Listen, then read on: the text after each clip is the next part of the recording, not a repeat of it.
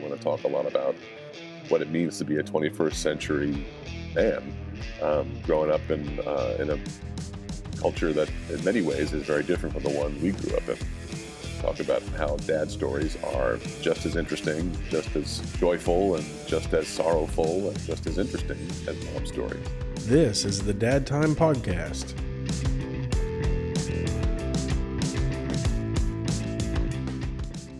Dads Unite, this is the Dad Time Podcast, and today we have Doug from the Dad 2.0 Summit, and we're going to talk about today's most influential dads, dads in the media, and marketing to dads. Next February 1st through 3rd, 2018 will be the Dad 2.0 Summit, and it'll be held in the Big Easy in New Orleans, Louisiana. Along with having some po' boys and craw-dads, dads from all over the country will get together and have an open conversation about the commercial powers of dads online. They will also have an opportunity to learn the tools and tactics used by influential bloggers to create high-quality content. So, Doug, welcome to the Dad Time Podcast. Thanks for coming on. Oh, it's great to be here. Thanks for having me. So, where did the concept of the Dad Summit come from? Well, this will be our seventh coming up in New Orleans. We grew out of the Mom 2.0 Summit, which is about 2 years older than we are. Okay. And I think the difference was at the time that a lot of conferences, there were several conferences who saw the importance of fathers and kids' lives, and also as caregivers and consumers and everything else. And so lots of, there was mom conferences would change their name to parent, but still kind of maintain their mom-centric focus. And I think John Pacini and I wanted to create a conference with the word dad in the title, just so. I love that. That's awesome. You're just sticking to your roots. You saying we're not a parenting conference, we're a dad conference. Well, yeah, I think so, because it's just whenever you come to our conference, we want people to know that first and foremost, we're just talking about what it's like to be a father and a man. Just because there are certain aspects to parenting and to writing and life experience that are just unique to fathers and men, and we just wanted to keep that as our primary focus. So, what can somebody expect when they come to the Dad Summit? Well, I think, first and foremost, we do have a financial imperative. I mean, we have a great dialogue with our sponsors who have supported us over the years. Obviously, our title sponsor for 6 years running, 5 years running, has been. Is it six? Let me think. Yes, it is. It's they've been with us for 5 years at title and 6 years overall. And it's Dove Men Plus Care, and we've really done a great job because of their support. I mean, they've really supported us since the beginning, both with their messaging and with their media reach. And so we meet with sponsors and talk about influencer marketing and how to get dads involved in this very hugely popular aspect of advertising and getting dads involved in product messaging. And but at the same time, all that is based upon dads telling their stories. Trying to create really positive role models for new dads to talk about how dad stories are just as interesting and just as joyful and just as sorrowful and just as interesting as mom stories. So we encourage men to write about them and through dad blogging. And obviously, if you're going to be the best dad blogger you can be, you want to find your groove as a writer and a content creator, but also as a father and as a man. And so we want to talk a lot about what it means to be a 21st century man, growing up in a culture that in many ways is very different from the one we grew up in.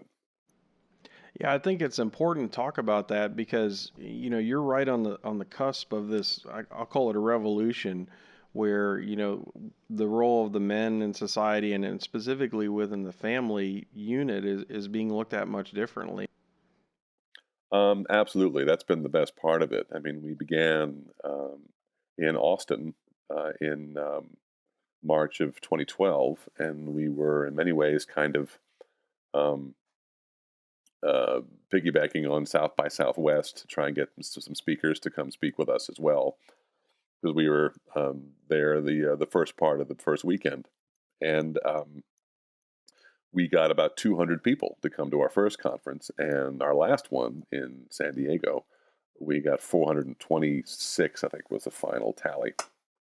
And so we've had a look at how big we've become, and recognizing that we want to preserve the whole idea that you're there to meet brands, you're there to have conversations, you're not there to have your barcode harvested. We want people to have friendships that last the entire year and relationships that last the whole year, not just between other dads, but also with the brands and whoever else wants to come. And so we don't see ourselves. I mean, we may get as big as 500 down the road, but we really don't want to get much bigger than that, just because I really like the size as it is now, and I think if we do choose to scale, there will be some remarkable changes that we have to enact to make sure that that intimacy that we've worked hard to preserve persists. So that's that. So just to clarify, that's 500 dads showing up to the Dad 2.0 summit. Yeah, dads and media professionals and marketing professionals, and of course, there's a lot of overlap between all of those. Sure.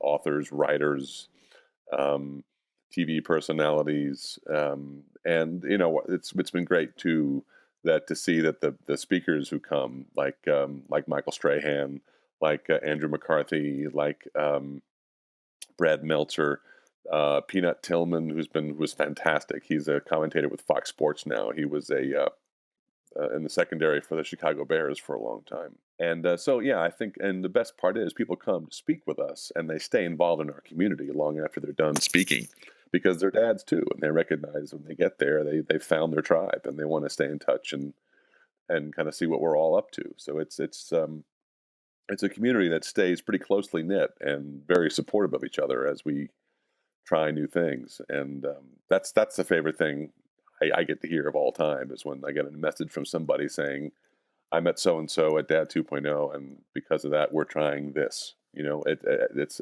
to see how Dad 2.0 has become kind of an incubator for people trying new endeavors. That's the best part of the job, I think.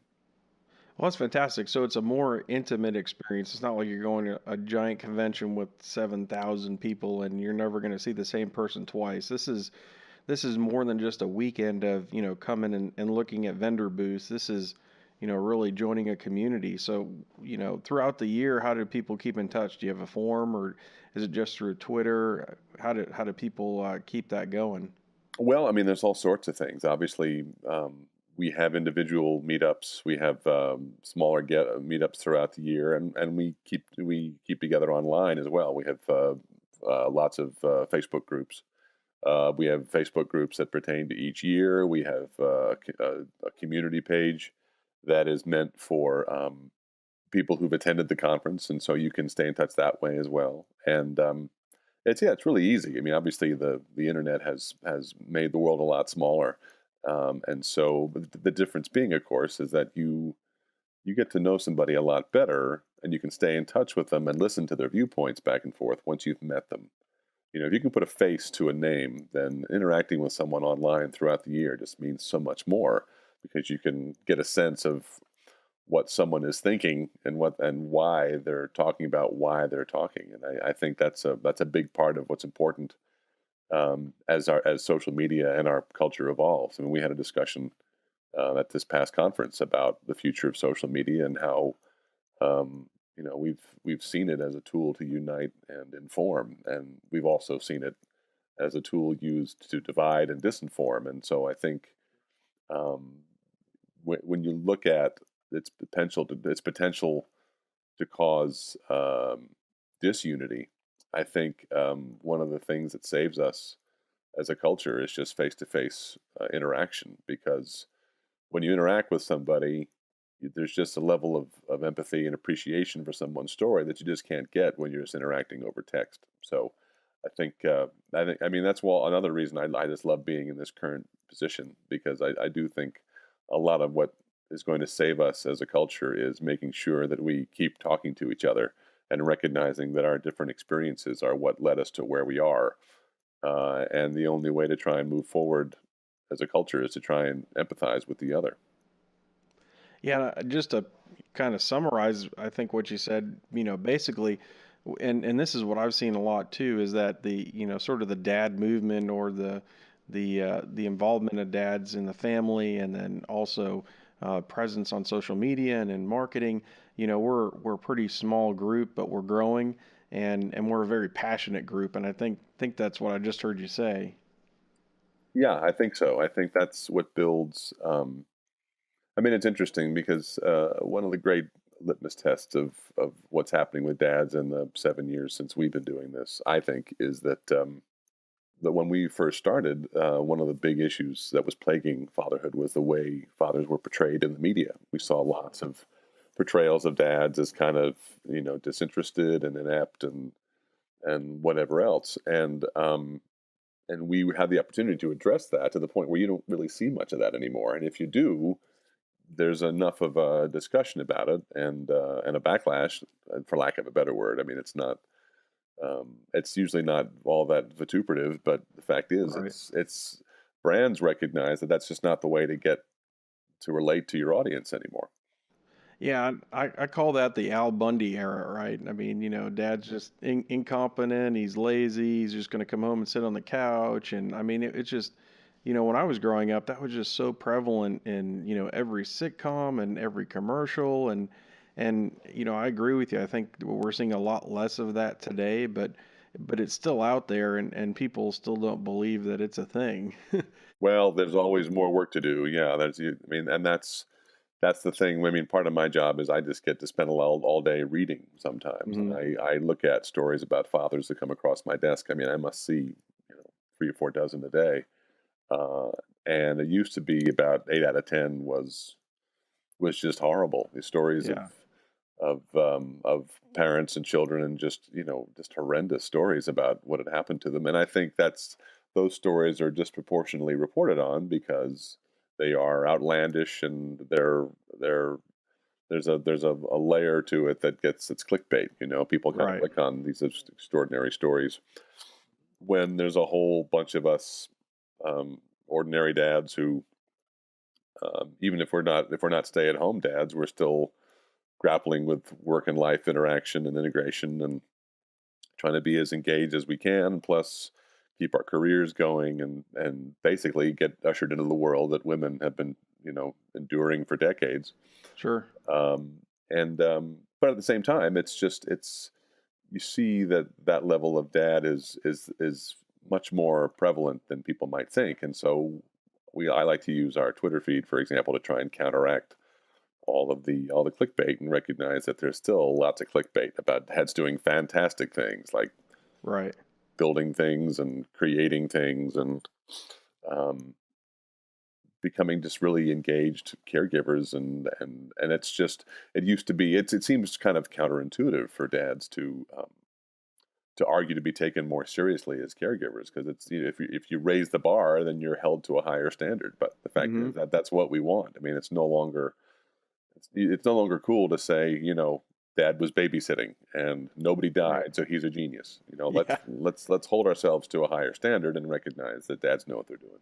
Sure. Yeah. I mean, we're a parent too, and we're born with instincts, and we certainly do things differently than mothers, and I think that's is one really interesting part of childhood development. I talked to somebody on the podcast, a couple of weeks ago, and the thing we pointed out was that when somebody's teaching a baby to swim, the dads will kind of hold the baby out in front and let it see the environment it's swimming into, where moms tend to protect and swim in front of the baby. So I think there's just ways that we do things differently, but I think you need both sides of that equation to raise healthy children.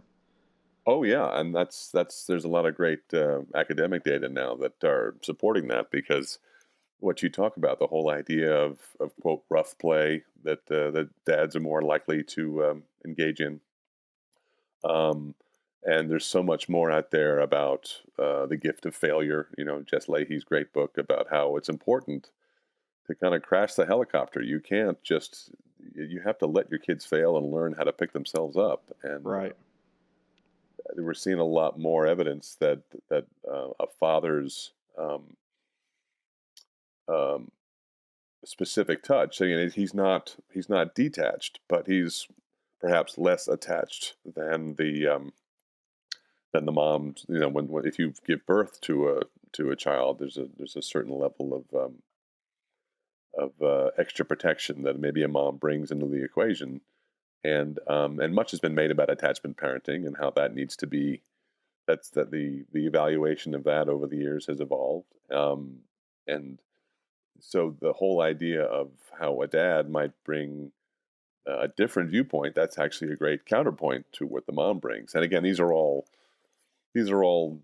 stereotypes that obviously are different with every couple. I mean, you'll find Sure. quite the reverse in some couples. So Hmm. this is not to say that all women are protective, worry warts, and all dads are evil Knievel. But I mean, there's just that there are data that say that for the most part that's the way the majority works. Again, for the to the extent that's worth anything.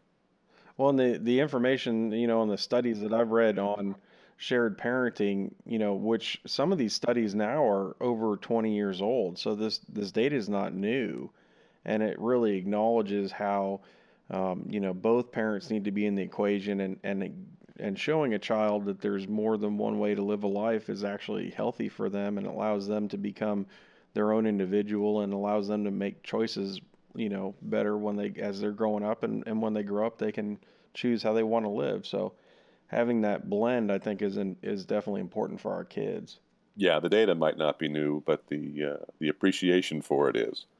Right. And that's an important development as well because now, and it's well, the great thing too is that when I used to explain to people what I did for a living 6 years ago, people were kind of not sure what that was. I would have to spend a lot more time explaining things, Hmm. and I think there's just a greater appreciation for that now because you read so much more about it, you see so much more about it in pop culture.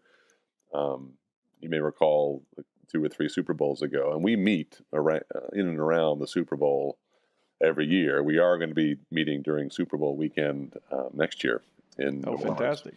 and the Super Bowl ads from a couple of years ago, led by one by Dove Men Plus Care, um, which had a lot of members of our community in it because that ad became it started off as a viral video based upon videos that some of the dads in our community submitted, and the year that that ad came out was a very dad specific group of ads that the Super Bowl aired, and I think that's you knew you'd arrived when you saw that the topic of choice, the theme, one of the major themes among those very expensive and very visible ads was the importance of dads in a kid's life.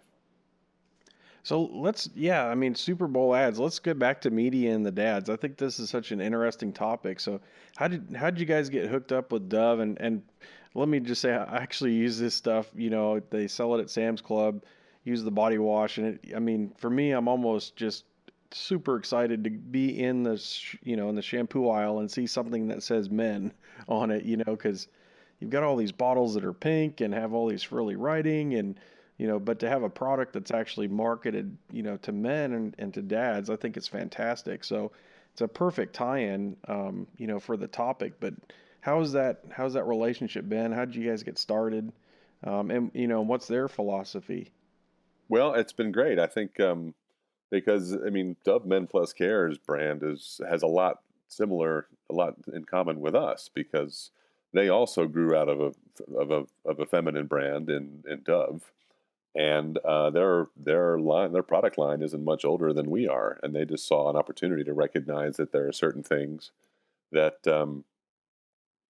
that a dad's going to gravitate toward, and so they came to our first conference in Austin as just a regular sponsor, Hmm. and there was an executive there named Rob Candelino who came and spoke, and obviously he'd made the rounds as a marketer, but he really wanted to talk about he was a new dad. his child was was sitting in a bassinet not far from when he was talking, and he was on this panel and he started talking about just he would look forward to the opportunity to talk about how much he loved being a father, how being a Hmm. dad for him was a life goal, and that went over really well. People tweeted about it and were really very. He found his tribe, he found his people, and so the next year they came to us and said, "We'd like to consider. Have you thought about having a title sponsor?" Well, fantastic. And that was for 2013 in Houston, and we've been with them ever since. Um, so yeah, it was a very serendipitous way to for two entities with very similar philosophies and experiences and timelines to come together and raise some hell and make a real dent in the landscape in terms of raising a message of how there are a lot of men out there who just love being dads, Hmm. and it's really important for a kid to have a dad in his or her life, because there's lots of data showing that not only is it great to have a dad in your life, but it's also terrible not to. Right. Yeah, the statistics on that, on both those sides of the equation, are just overwhelming. Either way, it's just amazing the impact that dads have on their kids. And then when you take that dad out of the equation, it's amazing the devastating effect that it has. I want to get back to the consumer marketing aspect, though. I mean, has having Dove on board, has that really helped push some other brands to consider their, how they market to dads, and how we've made, I know that we've been making progress in this area, but has that connection really helped move things forward, or is it more organic than that? No, I think so. I think that, I mean, for a long time it was um, understood that women bought everything, and men hated shopping and never did shop and never weren't much of consumers. And again, that's where kind of the dopey dad uh, idea came from, because you attracted women by sharing an eye roll at how pathetic your husband was at parenting. Mm-hmm. And but that since has been completely debunked. I mean, I'm speaking as a single father. I mean, I co-parent with my ex-wife, but Mm-hmm. I'm in charge of all my purchases, and I take them very seriously. Um, and I think that was a really important realization, that there are men who do make decisions, and who have a much bigger part of household decisions than a lot of people thought. I mean, it's still pretty. Women still do the lion's share of it, which makes perfect sense. But at the same time, you're recognizing that there are certain aspects that certain things that a dad is going to respond to, perhaps like Lego. I mean, Lego's been with us for a long time as well, and I know. Mm-hmm. I mean, I know a lot of dads love playing Legos with their kids and love and Legos are just a fantastic toy. Whether you're, I Oh mean, yeah. I would say that if they were a sponsor or not. I just, I was hooked on them when I was a kid, and then now my kids are, just the level of creativity they engender and all that stuff. So yeah, I think having Dove Men Plus Care come on board as profoundly as they did, established a beachhead for a lot of brands to recognize that, hey, not only are they doing this, but apparently it's working enough that they want to come back. It's one thing Right. to be a one and done, but if you show up and you're seen showing up over and over again, you're advertising that making this decision is an important part of your marketing strategy, and it's clearly working. So other brands look over and say, let's get in on that, and that's what's helped to buoy us for as long as we have. Yeah, I think in marketing at least there's a lot of copycatting that goes on, and trends get started, and having a leader in that area is really helpful as far as, getting a movement started. And so I think it's fantastic to see that they're on board, and influencing some of the other brands that are out there. Absolutely, yeah. I think that's really been terrific throughout. The whole idea of just how our favorite business is. I mean, anytime you get repeat business, that's a great thing for us, because then it's less about just let's see let's move some product, or there's more to it than just a straight up business relationship. There's a real, I mean, we're friends with the Dove people now. We're friends with the Mm-hmm. Kia people now. We're friends with the Lego people. Every year we look forward to their phone calls saying, this is what we'd like to do this year. Cool. And that's that kind of intimacy, that kind of appreciation for the other, um, permeates everything we do. Because that relationship stands out as something that we that we have and that we work hard to cultivate and maintain, preserve. So, and that comes through in the success, so that everybody walks away from the deal happy that it happened. Right. So let's talk a little bit more about actually visiting the Dad 2.0 Summit. So this year you're going to be in New Orleans, and I know you've mentioned a couple other cities. Are you going to be? Is this a traveling show, or are you going to be in New Orleans now that the show grows? Or tell me a little bit about that. Well, we've moved it around, every year. This is actually the first year that we've returned to a city. We the history goes Austin, then Houston, then New Orleans in 2014. Mm-hmm. Then we went to San Francisco in 2015 and Washington D.C. in 2016 for the election year. Okay. And then 2017 we just finished up in San Diego. Okay. So, I mean, obviously, when there are some restrictions because we are a February conference, and we do want to have. It's pretty nice weather, right? Yeah, we'd like to have. I mean, either way. I mean, we had an amazing weather issues in San Diego of all places. Really? Well, because there was a big blizzard in the north, Okay. so that kind of disrupted planes all over the country. Oh, okay. And we also had horrendous fog in San Diego, which actually relayed a lot of airline traffic over to L.A. People actually had to fly into L.A. and take buses down to San Diego. Wow. So when you have a conference in February, even if you're in a beautiful spot, you never know what level of traffic issues are going to be. But at the same time, that's part of the gig. We've baked that into the cake now, and Sure.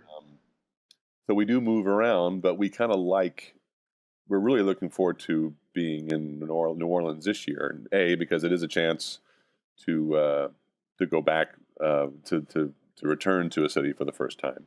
Mm-hmm. Number two, I am much happier to be in New Orleans this year because we went to New Orleans for our third year last time, and at the time I was still very protective of our reputation as first and foremost, really a conference where you came in to get some work done, to talk about some really interesting things. And because when we first were introduced, people were saying, "Oh, this is just a bunch of dads getting away from their families for the weekend and getting loaded and having fun," and that's not true at all. I mean, we do have a lot of fun, and we're going to have. I mean, we were in Austin our first year, but at the same time, we were actually just outside of town in Bastrop, which is a dry county. Okay. And the next year we were in Houston, which was it's a great town, but we were in downtown and there wasn't a whole lot going on at night. I mean, we definitely on purpose chose venues where we didn't have a lot of social interaction to program against, to compete against. Mm-hmm. And then when we went to New Orleans for year 3, I was nervous just because I had no idea how we'd be perceived, and the best part was it worked out even, it was the best. It was better than I even hoped in terms of people came and they listened to our work. They contributed. We had a fantastic conference. Jason Kadams came. He's the showrunner for Friday Night Lights and for Parenthood on NBC. And so he gave a fantastic keynote that Dove Men Plus Care brought. And he talked a lot about the importance of where his dialogue comes from and portraying dads as conflicted and imperfect, just like moms are, which was a huge hit. And then we had a great time, with karaoke and out in Bourbon Street and all over, Preservation Hall. And we just, I learned to embrace the backdrop of the city we were in that year.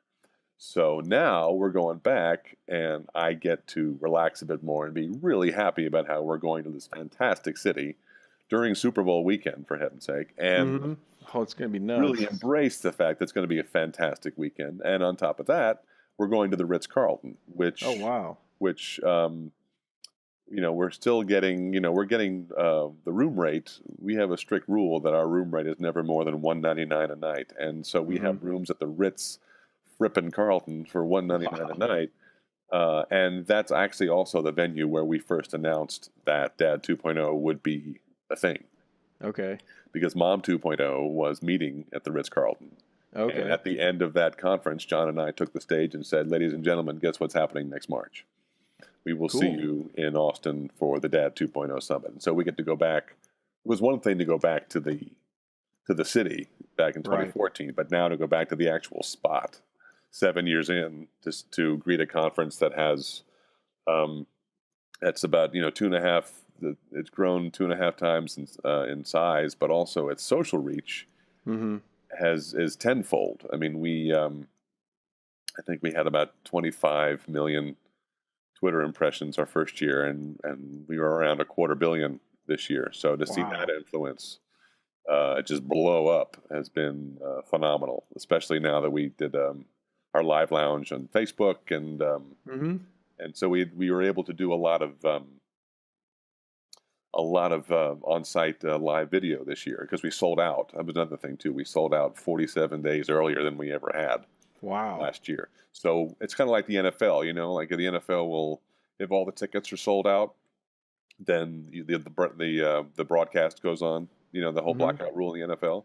Yep. So we were like, wow, we're sold out. So now we can interact with a lot more people who are unable to come for whatever reason because we have our built-in audience. So if you can't make it to the summit, then what's the experience like at home? Well, obviously, it's not nearly the same. I mean, Sure, you don't get that in-person right. connection. We don't broadcast any of our programming live, Okay. but we do broadcast. We have the live lounge, which and we do. I mean, obviously, with the advent of Facebook Live and Instagram Stories, and there are many more people who are broadcasting the experience Mm-hmm. live. I mean, they've kind of taken over where Periscope first started, Right. and but we do have the live lounge is it's going on the entire time. It's just a live video that's all day. We have people who are at the conference who are being interviewed, and Mm-hmm. and now obviously there's much more opportunity to be interactive because you can watch the feed whenever you want, tune in, see who's going to be on, Mm-hmm.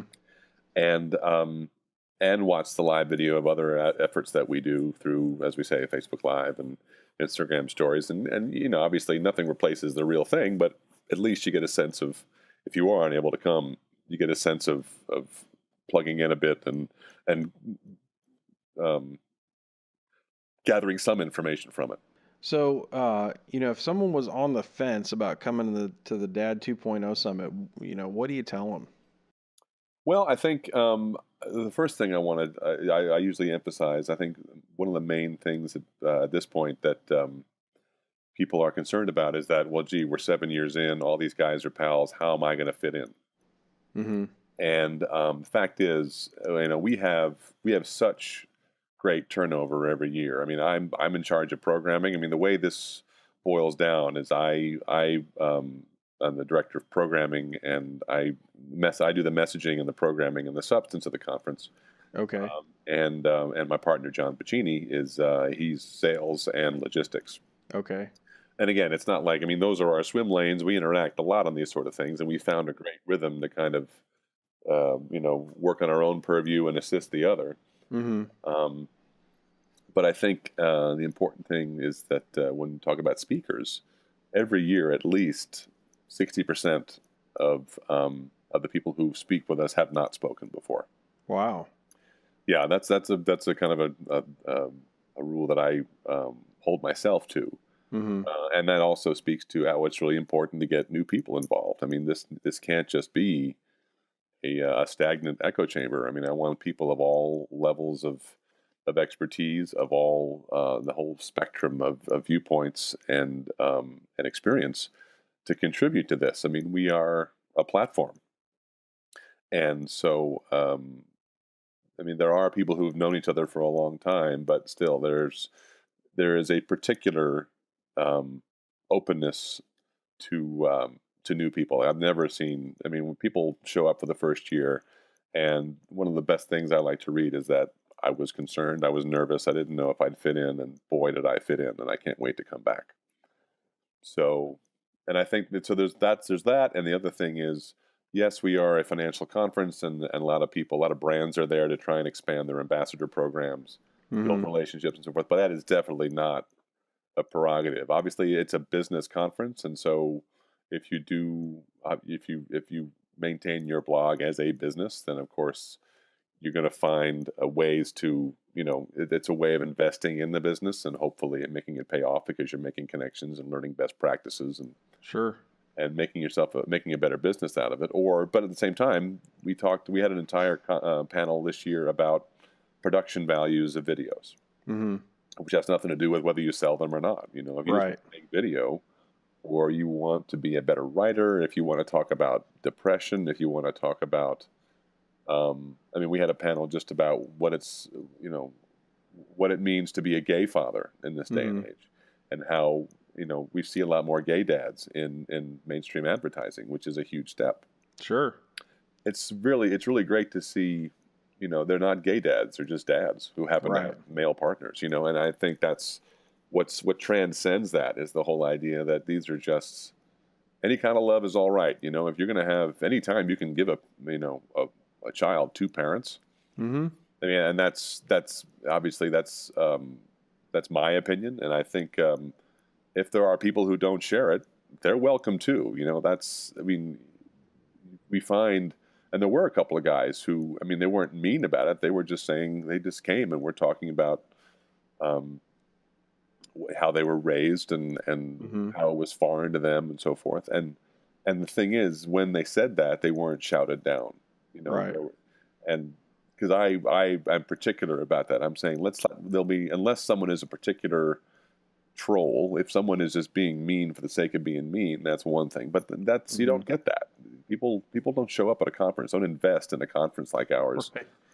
to be a dick. They just don't do it. Yeah. Those are the So, people hanging out on the internet forums that are, don't have to show their face or spend any money. well, exactly, and that's the thing. If you invest your time, if you invest your brand and your face and your time and your energy and your love and your attention into something, you're going to be a positive force for it. And I Mm-hmm. think that's what's cool about us is that no matter where your viewpoints are, you're there to help to just the common theme of how great dads are and how great dads could be aligns us all, and it always comes to that, and the group self-selects in that way. Mm-hmm. So you're Yeah. going to find your people if you love being a dad, and if you struggle with certain things, if you're a stay-at-home father and you want to meet other stay-at-home dads around the country and around the world, if you um, if you're struggling with depression, if you are worried about, we had a panel this past year about implicit bias Mm-hmm. and the importance of not passing that down to our kids. Mm-hmm. I try and make the programming as half about best practices in business, and also about important things that I think are important that have nothing to do with whether you're selling a blog. Just how Mm-hmm. we had a panel discussion um, about the future of social media. I mean, our main three panels were about where we are in terms of social media, where we are in terms of influencer marketing, and where we are as fathers. Cool. And so, yeah, there's just as much there for people who just want to hear a good story and want to meet people who love what they do, love writing, love Mm-hmm. There's a certain level of empathy that you have if you love writing. I mean, that's what got me into it. I started blogging in 2003, and Mm-hmm. my two favorite things were writing and being a dad. So really, it was a no-brainer. Awesome. Yeah, anytime you can turn something you love to do into, something that, is your livelihood, it's really something special to wake up every day and do exactly what you love. Right. We talked a lot about the different people that come to the conference, and you've got marketeers, you've got bloggers, you've got different groups of folks showing up, and but let's hit the elephant in the room. How many moms show up to the Dad Summit? Oh, plenty, and that's important. I mean, they've been And, at this and they're longer than not we they're not have. heckled away or Oh, absolutely not. Absolutely, no. I mean, we love moms. Moms made us dads, yeah. and I think the moms who love us are a big reason that we're also where we are. And I mean, not least because we grew out of a mom conference, but also that I mean, one of the main um, moms have a lot to teach us in terms of their business practices because they've been at this longer than we have. Mm-hmm. And to have a mom with a huge social media platform champion the dads in their lives. I mean, one of my favorite panels was in San Francisco. We had a panel where I mean, I've been around mom bloggers forever, so luckily I have a lot of relationships with really powerful and influential mom bloggers who are just friends of mine. Mm-hmm. And I invited three of them to come speak with their husbands, who were not famous bloggers in any stretch, and they came to say, you know what, I wouldn't be where I am if my husband wasn't a fantastic father to our kids, so I could build our business. Mm-hmm. Well, that's And phenomenal. and that speaks a lot about how you want to kind of turn um, stereotypes on their heads and recognize that at this point, I mean, one of the great things about millennial families and younger families is that they don't really care who's supposed to earn and who's supposed to Mm-hmm. raise kids. I mean, assuming you can even get by on one income. Younger families are just, let's play to our strength. Let's see who can do what best, and then do that. Enlightened dads and enlightened moms. I mean, this is how we're trying to further the message. So, absolutely, moms are there in force, and we love them, and we love that they want to come year after year. And many of them have kind of taken on roles as quote honorary dads, which Oh, cool. yeah, that's a fun thing. I want to talk a little bit about dads in society. So, we've come a long way, but tell us, what are the challenges you think that we're still facing, 2017 and on?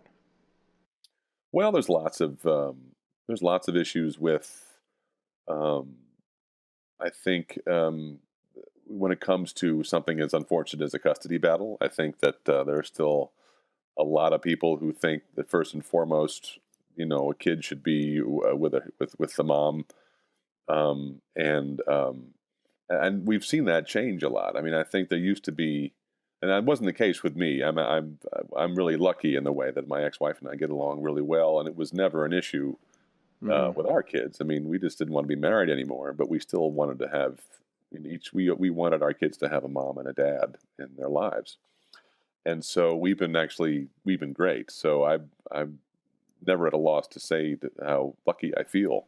Mm-hmm. But at the same time, I was a math teacher for a long time, and I would have parent-teacher conferences where the divorced parents would demand to have separate meetings because they couldn't stand to be in the same room as their ex-spouse. And so, um, anyway, I think that there are still some core biases. I think in terms of um, who makes a better parent, and I think there are still plenty of terrible stories out there because I mean, if people are saying things about fathers because they're having bad experiences with fathers, Mm-hmm. and it's our job to inspire men to be better dads, to recognize that there is glory in that, and even if you had a terrible relationship with your own dad, there is room to redeem. In fact, we had an interesting panel in New Orleans the first time about parenting it forward. The whole idea of how, if you see a dad out with his kids, being a great parent, your first thought might be to assume that, he must have had a great dad himself. Mm-hmm. Whereas more often than not, the opposite is true. A lot of dads get into this and want to be the best dads they can be because something was missing in their own relationship with their fathers, and they know the effect it had on them, and they know they don't want to have that persist in the next generation. They want to break the cycle. Right. Yeah, and that Um, cycle can persist for generations. It really takes a lot to break it. yeah, and so I think, I mean, the cycles. There are plenty of cycles to break still, and there are plenty of people um, who have just had terrible experiences with the men in their lives, and I've I sympathize. Because I know there are men who just act abominably, and there are women who act abominably too. But I just think it's if you can put forth a message, a persistent message of there is glory in parenthood, and you can do it too. A lot of this comes from fear and from ignorance and from a lack of training. If Mm-hmm. people just they shy away from something because they're convinced they'll screw it up. But now you see, fatherly boot camps, they call them, training seminars. I mean, I see in my annual news scrapes, I see these little newspapers all over the country, parenting workshops for new dads. Mm-hmm.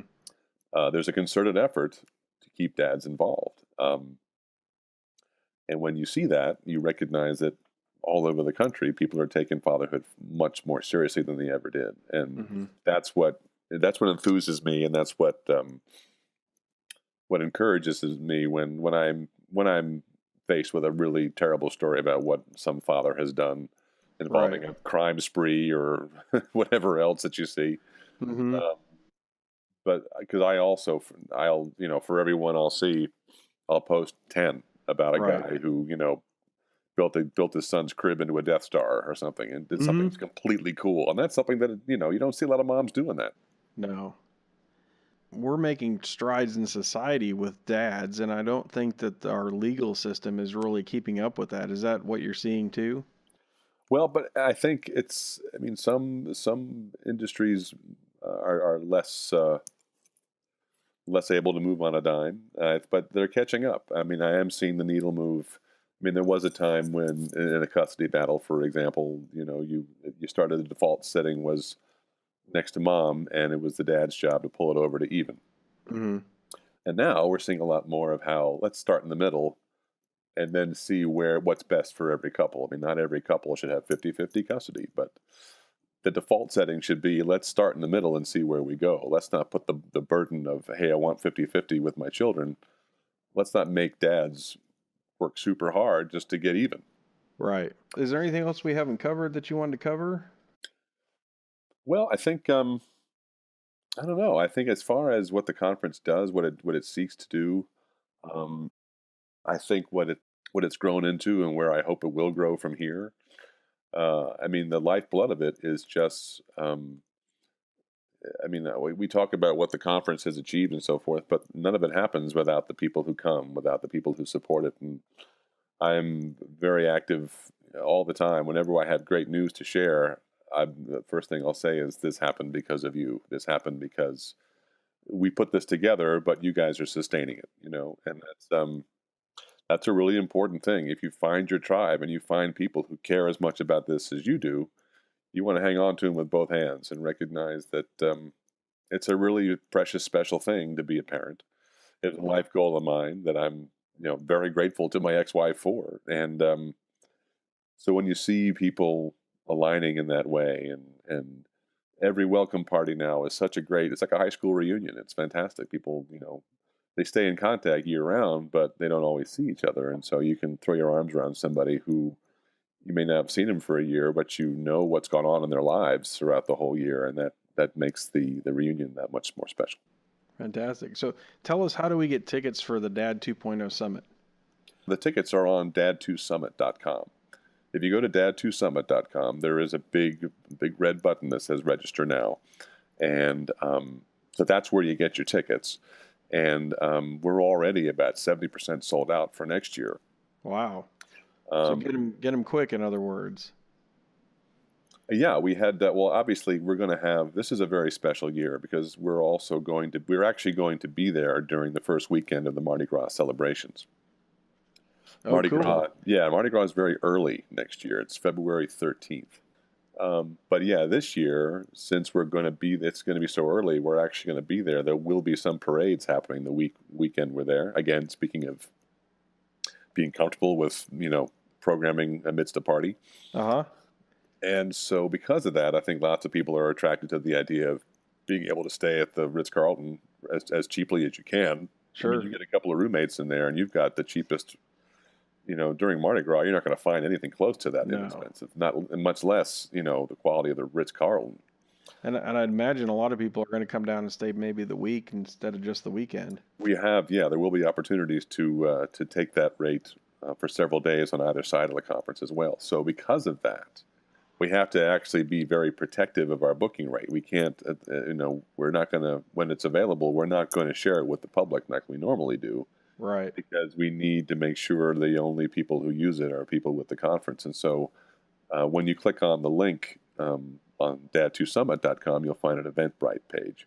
And that is how we're going to contact people about booking the hotel, because we have the only way we can share that with the public at this point is to make sure you're a ticket holder, and that way you have access to it. So that's new this year, and that's an exciting thing, because we had no idea to be there Super Bowl weekend with Mardi Gras going on. I mean, it's going to be kind of ridiculous. I'm looking forward to it. It's going to be wonderful. So. And that's why I think our tickets are so even farther ahead of schedule than last year, and I fully expect us to sell out early in the fall at the latest. So yeah, that's why we're trying to urge people, if they're even thinking about it, now's the time to get your ticket. The other issue being, of course, that if you are later chosen to be a speaker, so what happens is, obviously we want you to secure your spot because we only have a certain number of spots available. Mm-hmm. But then we have in the fall, we have our call for speakers and ideas for 2 weeks, last 2 weeks of September. And so we urge people to submit their ideas for speaking. As I say, 65 last year was 70.1% had never spoken before. So we encourage new voices all the time. Mm-hmm. So if you buy a ticket and are subsequently chosen as a speaker, one of the perks of being a speaker is you come for free. And so, we refund your ticket money. If you don't have to wait around to see if you are chosen as a speaker, especially if we're already sold out. So if you're committed to coming, then by all means, secure your spot. And then if you're speaking, then you get a ticket refunded. So do you have any final thoughts you'd like to tell the dads out there? Keep doing what you're doing. If you're thinking about it, if you're thinking about starting a blog, if you're about to be a dad, if you've been a dad, if you live somewhere where you haven't got a whole lot of dads to hang out with, just recognize that we're out here. There's a big, thriving community of fathers who want to help us all out, who want to share our experiences, who want to be the best dads they can be, the best writers they can be, the best filmmakers they can be, the best marketers they can be. There's just so much going on for such a spectrum of interests. You can be, if you're looking for something that's salient to your experience as a father, you'll find it with us, and hopefully make friends in your area that you'll keep forever, because there's a lot of really good friends that I've made, and a lot of good friends that our attendees have made, that I think just make all the difference in the world when it comes to finding a support system that helps you be the best parent you can be. And that's what I try to make Dad 2.0 about every year. Well, that's fantastic. So just to wrap it up, Doug from the Dad 2.0 Summit, and your website is www.dad2summit.com, and you're also on Twitter at Dad2Summit. And if you go to your website, you can click on the link, and you've got a Facebook and Instagram link there as well. Also Pinterest and Flickr, correct? Yeah, it's all Dad2Summit, Dad and the number 2 and then SUMMIT. So we've been fortunate that all of our social media assets are exactly the same. And if you Google us, and you'll find us online. And if you join, obviously you can message me through the Facebook group. Obviously I'm just at Doug@dad2summit.com, and I'm a chatty Cathy. I'll entertain anybody who's curious about information about what we're about, and how coming might just be the experience you're looking for. And don't forget to find the Dad Time Podcast on the internet, Facebook, and Twitter. Our website is www.dadtimepodcast.com, and you can find us on Twitter at DadTimePodcast. We're also on Facebook at www.facebook.com/dadtimepodcast. We also have a YouTube channel that you can check out. And finally, don't forget to subscribe to our podcast on iTunes. These links and all the links from our show are listed in the show notes on iTunes and on YouTube. Thanks for listening to the Dad Time Podcast, and we'll see you next time.